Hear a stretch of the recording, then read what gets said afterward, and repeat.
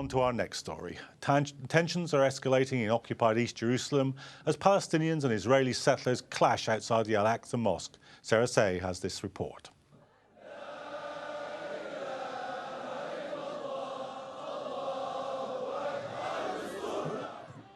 Palestinian protests have continued for another day outside the gates of Al-Aqsa compound in occupied East Jerusalem. Tensions have been mounting as Israeli police impose strict limitations on the number of Palestinian worshippers entering the compound to allow Jewish groups in during the Jewish holiday of Sukkot. The site is revered by both Muslims and Jews, but today is the location of both the Al-Aqsa Mosque and the Dome of the Rock, which is considered to be the site that the Prophet, peace be upon him, ascended to heaven from. يجب أن تكون هنالك هبة جماهيرية لنصرة القدس والأقصى. أحيي أهل القدس والمرابطين في المسجد الأقصى.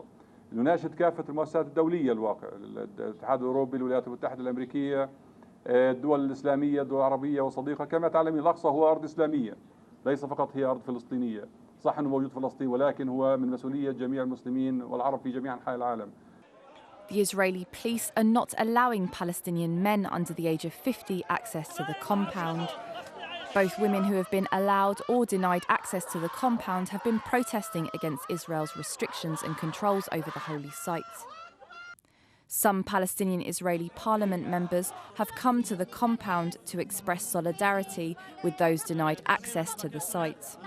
This is a way, a political message to send to the international public opinion that Jerusalem is the capital of Israel and that we don't recognize the Palestinian rights inside Israel. And I think this is one of the basic and the main aims of Netanyahu government.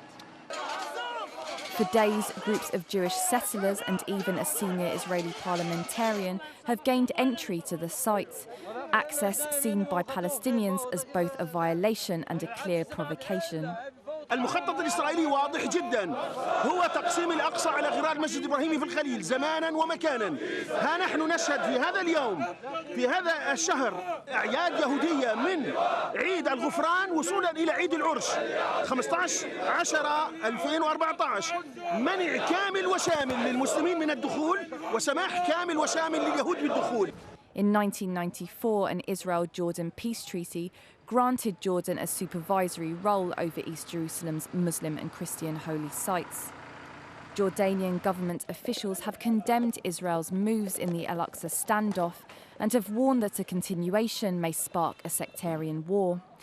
In 2000, Ariel Sharon, then the leader of the Likud party, staged a publicised visit to the site accompanied by 1,000 security men. This deliberately provocative walkabout, in effect, was the spark that ignited the riots, which eventually led to a full-scale uprising known as the Al-Aqsa Intifada. And with tensions high just 2 months since the end of the assault on Gaza, many people warn that denying Palestinians the right to worship at the Al-Aqsa Mosque will certainly escalate tensions. Sarah Say, The Report. Well, to discuss the issues at the heart of the clashes, I'm joined on Skype by Nasim Ahmed, who's a writer and researcher at the London-based Middle East Monitor. On the phone, I'm joined by Deborah Maccoby, who's a spokesperson for the activist group Jews for Justice for Palestine, and by Ismael Patel, founder and chair of Friends of Al-Aqsa. Welcome to you all. Ismael, if I can come to you first, what's at stake here? Well, what's at stake is basically a potential to create another intifada and an uprising within the Middle East and the Holy Land. Of course, this can also escalate with all the problems that are happening in the region to involve the greater Muslim world. And I think the Israelis must be brought into restraint and make them understand that Al-Aqsa Mosque has been central to the belief of Muslims. This is where Muslims have used as the first Qibla, where they used to pray in the direction. It's a site of Al-Isra al-Mi'raj. And Muslims throughout the world, whether they're Palestinians, Arabs, or non-Arabs, wherever they are, they have an affiliation to Masjid al-Aqsa and Jerusalem itself. And I think what the Israelis are trying to do is trying to capture the Masjid, the symbol of Islam, and basically rub the nose of the Muslims throughout, the billion Muslims throughout the world, that they can do whatever they like. And I think that is not conducive to any sort of peace or way forward for the Israelis in this. And do you read this as important because of the close proximity to the Gaza onslaught this summer? I mean, that's a struggle in which it's widely seen that the Israelis certainly didn't do well in propaganda terms, and some people say didn't do very well in military terms. Is this a kind of quid pro quo, as it were, by the Israeli government? No, I don't think. I think it's something else. I'm reading it as it's indicating the loss of control by the Israeli government over its own people. Because what happened in Gaza was a total disaster as far as PR is concerned. And even militarily, they didn't achieve much apart from killing, outright murdering people in Gaza. What the Zionist extremists are doing, the Jewish settlers and right-wing politicians as well, is deliberately provoking the Palestinians further when the standing of Israel has slipped in the international community.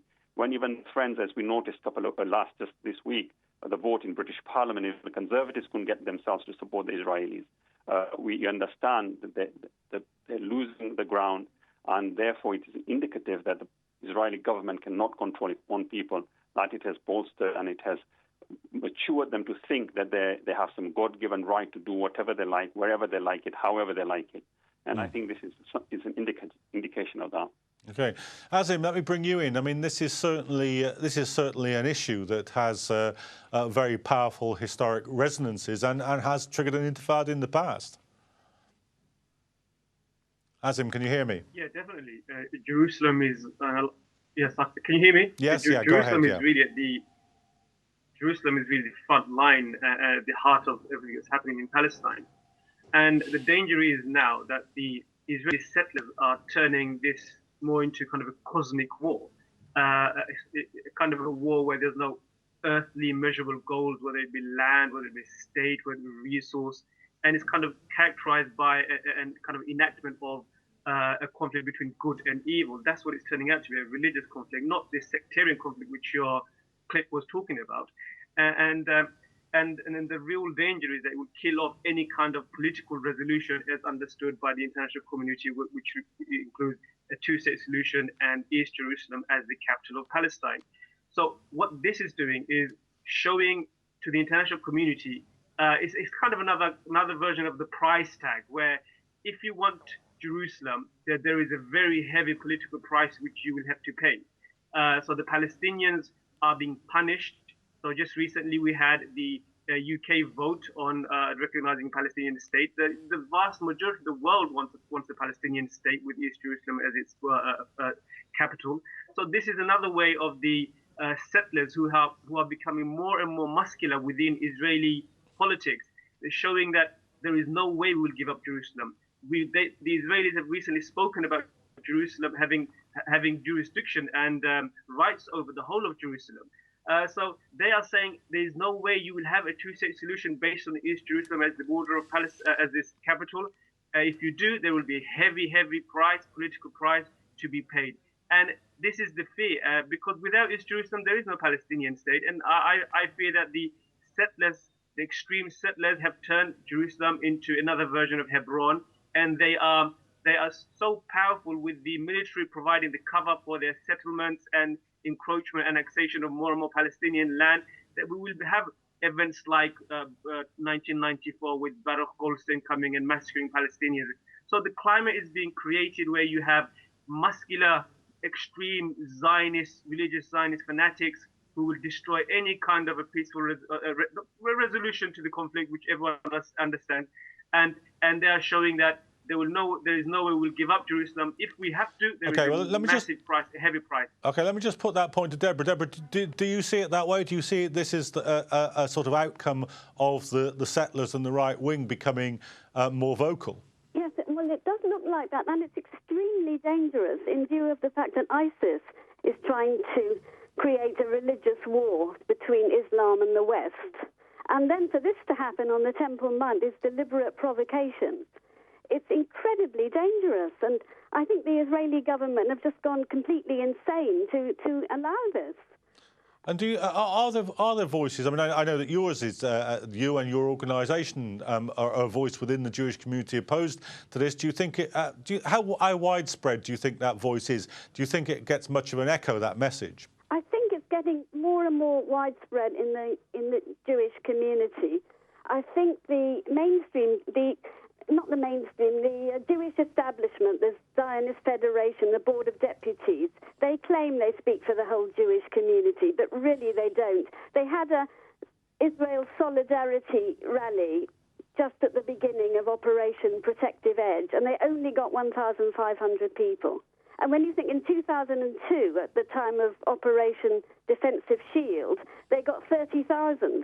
So that just shows what's happened and how attitudes have changed towards Israel in the Jewish community.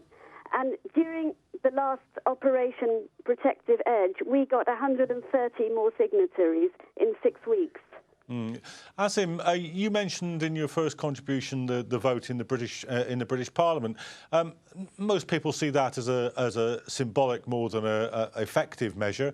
But do you think even its symbolism is now carrying some weight, so to say? Well, definitely. I mean, vast majority, there were 139 countries have already recognized Palestine as a state. Britain is symbolic, but it's a sign that the public support for Palestinian is much, much greater than it ever has been.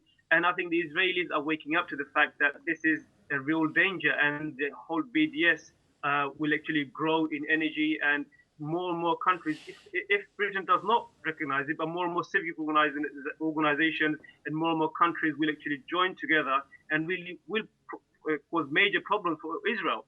So it's a recognition, but I think the settlers are living in a world of their own. They are in a bubble. They are kind of seeing themselves playing in a drama of a 3,000-year-old story where they see this as an enactment of their historical right, and a battle where just taking part is what is desired, not even getting an Israeli state. I don't think they want an Israeli state in the way Israel understands it. They just want Jerusalem. They just want Hebron. They just want Palestinians out and access to their holy sites, and to create the Temple of Solomon. So this is what they aspire for, and these are the people who are becoming more and more muscular, and they're the people who want to make a political statement saying that we will never give it up. Okay, we gave up Gaza. Okay, we were taken out of Gaza in 2005. But there is no way the international community or the Israeli government, the secular Israeli government, can ever take us out of Jerusalem. If it wants to take us out of Jerusalem, there will be a conflict, there will be a civil war. And this is a recognition I think Israeli government has realized many years ago. And I think it's easier for them to actually blame the Palestinians for a lack of movement with regard to the peace process and say there's no partner in peace in the Palestinian camp. But the real truth is that Israel is very divided. Settlers are in a world of their own. They cannot be reined in. They are very powerful. They're extreme. And if they were to do what they did in Gaza, which was to pull the settlers back, there will be civil war and conflict within Israel. And this realization is a stark realization. It's a very extreme thing to say, but this is a realization which will end any kind of resolution to the conflict in the way it's understood within the terms of a two-state solution. Okay, Deborah, do you think that's true? I mean, I think what Nasim is essentially saying is that the kind of settlers are not only out of control, but the Israeli state doesn't really have the ability to get them back in control. Is that how you see it? Well, that's certainly a very pessimistic viewpoint.